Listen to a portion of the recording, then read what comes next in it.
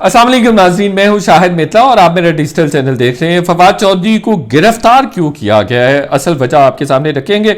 और आसिफ अली जरदारी पर इमरान खान ने कत्ल की साजिश करने का इल्ज़ाम क्यों लगाया है, मरियम नवाज का इतना कमज़ोर और मायूस कुन इस्तकबाल क्यों हुआ है, और लग ऐसे रहा है जैसे पाकिस्तान मुस्लिम लीग नून पंजाब से फारिग हो गई है, लाहौर से फारिग हो गई है। ये एक दो चीज़ें भी एक्सप्लोर करेंगे। और सबसे पहले जी, फवाद चौधरी को जो 6 रोज़ पहले गिरफ्तार किया गया था, सीधी सादी सियासी इंतकामी कार्रवाई है जो कि नहीं होनी चाहिए। और जिस तरह से फवाद चौधरी साहब का जिस्मानी रिमांड पहले दिन हासिल किया गया, गिरफ्तार किया गया, फिर जिस्मानी रिमांड 2 दिन का हासिल किया गया, फिर जो उनको जुडिशल कर दिया गया, और जुडिशल होने के बाद फिर पुलिस को याद आया कि नहीं जी, हमने उनका फ़ोन रिकवर करना है, उनका फोरेंसिक करवाना है, तो फिर उनका एक मरतबा फिर जिस्मानी रिमांड 2 दिन के लिए हासिल कर लिया गया, जो कि एक्सट्रीमली अनप्रेसिडेंटेड है, एक्सट्रीमली मायूस कुन भी था, कंडेमेबल भी था कि भाई एक बंदा जब जुडिशल हो जाए तो उसका जिस्मानी रिमांड नहीं हासिल किया जा सकता, अनकॉन्स्टिट्यूशनल है, इलीगल था। और खाम खा नज़र आ रहा है कि सिर्फ उनको जहनी तौर पर टॉर्चर किया जा रहा है। देखिए, बुनियादी इंसानी हुकूक की भी खिलाफ वर्जी है। कोई भी आदमी है, PTI से है, PMLN से है, या किसी भी दूसरी जमात से है, उसका बतौर पाकिस्तानी भी और बतौर इंसान भी उसका एहतराम होना चाहिए और उसके हकूक़ का भी एहतराम होना चाहिए। फवाद चौधरी ने आज ख़ुद भी कहा कि उनको 6 दिनों में सिर्फ 2.5 घंटे सोने दिया गया और खुले डाले के पीछे उनको बिठाया गया ताकि उनको सर्दी लगे और वो बीमार हो जाएं। तो ये बड़ा अनफॉर्चुनेट है। बदकिस्मती से हमारे यहाँ, हमारे मुल्क में इस तरह की चीज़ें होती हैं, सियासी जो वर्कर्स होते हैं, सियासी रहनुमा होते हैं, उनके साथ, जो कि नहीं होनी चाहिए। फवाद चौधरी हो, कोई भी दूसरा आदमी हो, उसके साथ किसी भी तरह से इस तरह से नहीं होना चाहिए। इसको फवाद चौधरी साहब को पकड़े जाने की असल वजह इलेक्शन कमीशन के अरकान को धमकियाँ देना या उनके ख़ानदान को धमकियाँ देना अपेरेंटली बताया गया, लेकिन असल वजह यह नहीं है। 2-3 इसकी असल वजूहात हैं। सबसे पहली वजह तो ये है कि ये PTI के लिए, ओवरऑल सारी जमात के लिए मैसेज है कि अब आपके लिए रियायत नहीं है और अगले कुछ दिन में और भी गिरफ्तारियाँ होंगी। जैसे परवेज़ इलाही साहब के ड्राइवर को भी पकड़ लिया, एक भोंडा इल्ज़ाम लगाया गया। परवेज़ इलाही के ड्राइवर ने कहा कि जी मैं परवेज़ इलाही के साथ 10 साल से हूँ और उनके लिए शराब इस्लामाबाद से लेने आया था लाहौर से, तो देखें शराब मिलती नहीं है और उसको इस्लामाबाद आना पड़ा। खैर, तो इस तरह के, और दूसरी तरफ इसी तरह से शेख रशीद पर की लाल हवेली जहाँ पे वो 50-60 साल से रह रहे हैं, वो भी सील कर दी गई है। किसी को भी बेघर नहीं किया जाना चाहिए। इसहाक डार के साथ भी हमने इसी तरह की कार्रवाई देखी थी जो इमरान खान साहब ने की थी, और इसहाक डार की जो रिहाइश थी उसको पनाहगाह में कन्वर्ट कर दिया गया था, उसको कन्फिस्केट किया गया और फिर उसको पनाहगाह में कन्वर्ट कर दिया गया। तो ये PTI के लिए एक मैसेज भी है। आने वाले दिनों में और भी मुश्किलात बढ़ती जाएंगी। फवाद चौधरी हों या शेख रशीद हों, इसलिए कार्रवाई हो रही है, उनको हिरासा किया जा रहा है, सियासी इंतकाम का निशाना बनाया जा रहा है। इसलिए किया जा रहा है कि जो सियासी नज़रिया वो अभी कैरी कर रहे हैं उससे बाज आ जाएं और राह रास्त पर आ जाएं, और जिस तरह से ताकतवर लोग चाहते हैं, हुकूमत जिस तरह से चाहती है, वो उसी तरह से बिहेव करें, जो कि गैर जमहूरी रवैया, गैर आइनी रवैया, वो किसी भी सूरत जायज़ नहीं है, मुनासिब नहीं है। अदालतों को भी उनको भरा रिलीफ देना चाहिए इस मामले में, कम अज़ कम जहाँ पे इंसानी हुकूक की खिलाफ वर्जी हो रही है। दूसरी तरफ एक वजह ये भी है, सबसे इम्पॉर्टेंट वजह जो है वो मैं आपके सामने रखना चाह रहा हूँ, वो ये है कि बेसिकली फवाद चौधरी को इसलिए भी गिरफ्तार किया गया और उनको इसलिए भी सज़ा दी जा रही है कि पंजाब असम्बली फवाद चौधरी ने तहलील करवाई है और फवाद चौधरी ही हरावल दस्ते में शामिल थे और पेश थे जो पंजाब असम्बली को तहलील करवाने की हमायत कर रहे थे। तो फवाद चौधरी वो उन 1-2 लोगों में से हैं जिन्होंने सबसे ज़्यादा जोर लगाया था कि पंजाब असम्बली को तहलील कर दिया गया जाए। परवेज़ इलाही की ऑडियो एक आपके सामने आ भी चुकी है। तो पंजाब असम्बली जो टूटी है, वो उसमें जो मरकज़ी किरदार था वो फवाद चौधरी था। तो सज़ा के तौर पर भी उनको गिरफ़्तार किया गया कि आपने एक तरह से मुल्क को भी डिस्टेबल कर दिया, अनस्टेबल कर दिया।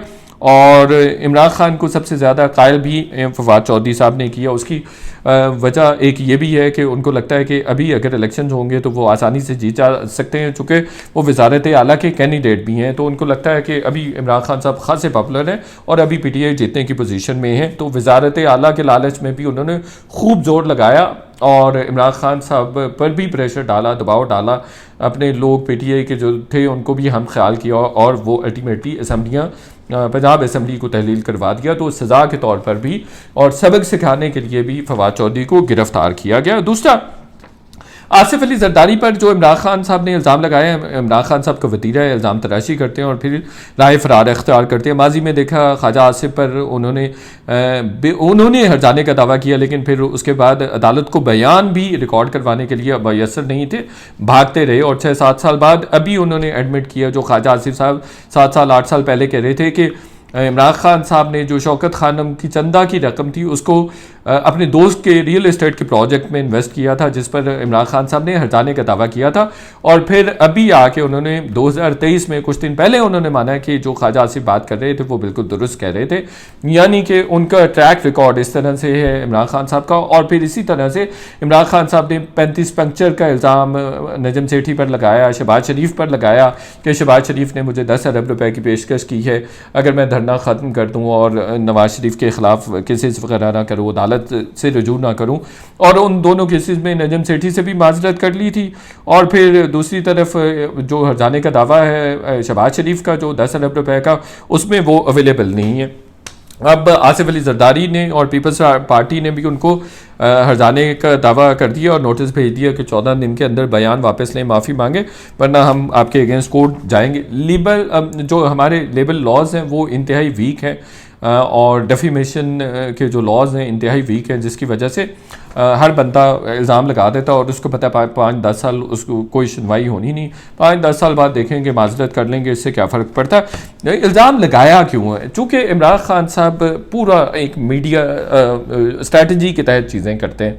इल्ज़ाम इसलिए लगाया कि वो मीडिया में रेलिवेंट रहना चाहते हैं। कोई भी नई साजिशी थीरी वो हर हफ्ते 2-4 हफ्तों के बाद ले आते हैं, वो उसको फ्लोट करते हैं, मीडिया में वो डिस्कस होना शुरू हो जाती है, वो रेलिवेंट हो जाते हैं। उनकी जैसी पॉपुलैरिटी नीचे जाने लगती है, वो कोई ना कोई साजिशी बयानियाँ लेकर आते हैं, मीडिया में डिस्कस होता है, अवाम तक पहुँचता है, फिर अवाम में भी डिस्कस होता है और उनकी पॉपुलैरिटी दोबारा ऊपर जाना शुरू हो जाती है और वो एट द सेम टाइम वो रेलिवेंट भी हो जाते हैं। कोई भी ब्लंडर करते हैं, आप देखिएगा कोई ब्लंडर करने के बाद 5-10 दिन 15 दिन के बाद वो एक नई डिबेट छेड़ देते हैं।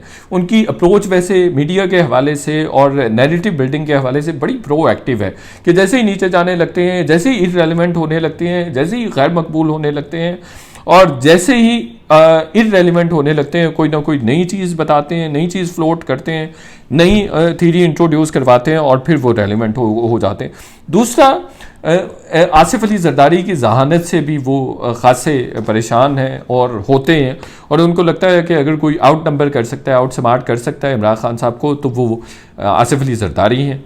तो जो भी अदम एतमाद के हवाले से जो तहरीक कामयाब करवाई और जो वोट वो शोट इकट्ठे किए वो आसिफ अली जरदारी साहब ने ये इकट्ठे किए थे, तो इसलिए उनकी जहानत से भी खासे परेशान है। तो कुछ ना कुछ उनके पास इंफॉर्मेशन ज़रूर मौजूद होगी कि आसिफ अली जरदारी इस्टेब्लिशमेंट के साथ मिलकर क्या कर रहे हैं। चूँकि मैं हमेशा कहता हूँ कि आसिफ अली जरदारी इस्टेब्लिशमेंट का सियासी चेहरा है, ये सियासी किरदार है और वो इस्टेब्लिशमेंट के बिहाफ पे बहुत सारी चीज़ें कर रहे होते हैं जो मुल्क की सतह पर, और लोग क्रेडिट दे रहे होते हैं कि आसिफ अली जरदारी ने ये किया है।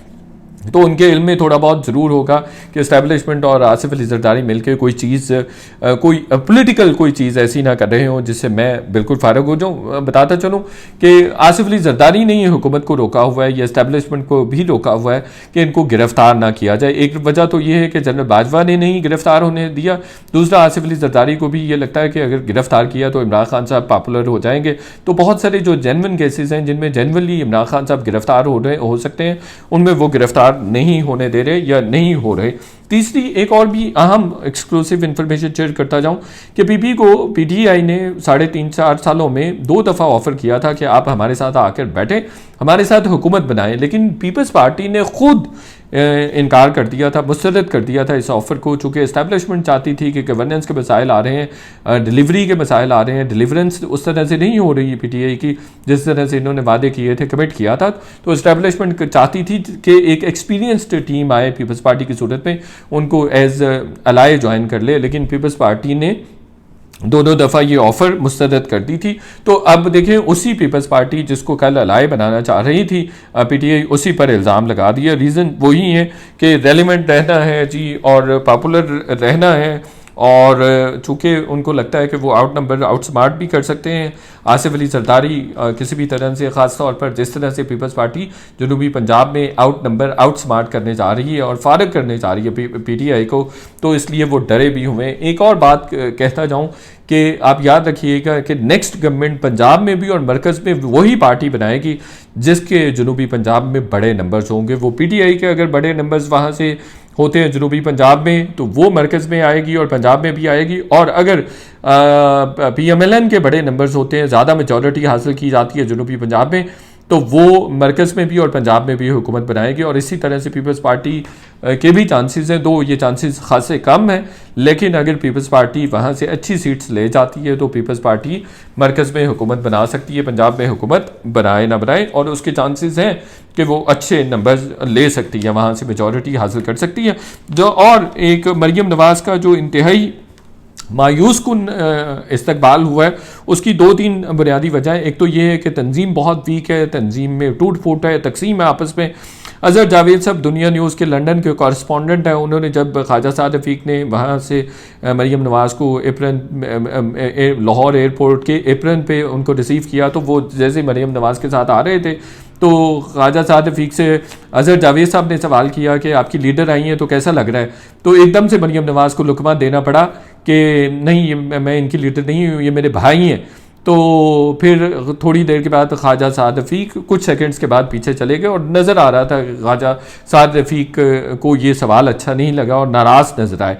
तो ये इस तरह के मसाइल बहुत संगीन किस्म के मसाइल हैं और टूट फूट का शिकार है। दूसरी वजह यह है कि हमज़ा शहबाज ही पिछले 8-10-12 सालों से तंजीम को चला रहे हैं और उनकी ग्रिप है तंजीम पर, और उनको पता है कि तहसील लेवल पे या ज़िले लेवल पे कि कौन सा बंदा कैसे काम करता है, ये कौन सा बंदा कौन है, तहसील का सदर कौन है, ज़िले का सदर कौन है। तो हमज़ा शहबाज की तंजीम पर हमारा ग्रिप किसी भी आदमी से ज़्यादा है, तो ये वजह भी है कि इस्तकबाल नहीं हो सका। और एक और वजह कि उस तरह से PMLN मोबिलाइज़ नहीं कर सकी लोगों को, आवाम को, उसकी एक रीज़न महंगाई भी है कि महंगाई की वजह से लोग PMLN की पॉलिटिक्स में उस तरह से प्रोएक्टिवली पार्टिसिपेट नहीं कर रहे। तो ये सारी रीज़न्स हैं। मैं चाह रहा था कुछ 2-3 अहम ख़बरों का राउंड अप भी आपके साथ शेयर कर दूं और कुछ एक्सक्लूसिव इन्फॉर्मेशन तज्ज़िये के साथ भी आपके साथ शेयर कर दूं। वीलॉग देखने का बहुत शुक्रिया। आपसे रिक्वेस्ट है कि चैनल को ज़्यादा से ज़्यादा सब्सक्राइब करें। Thank you.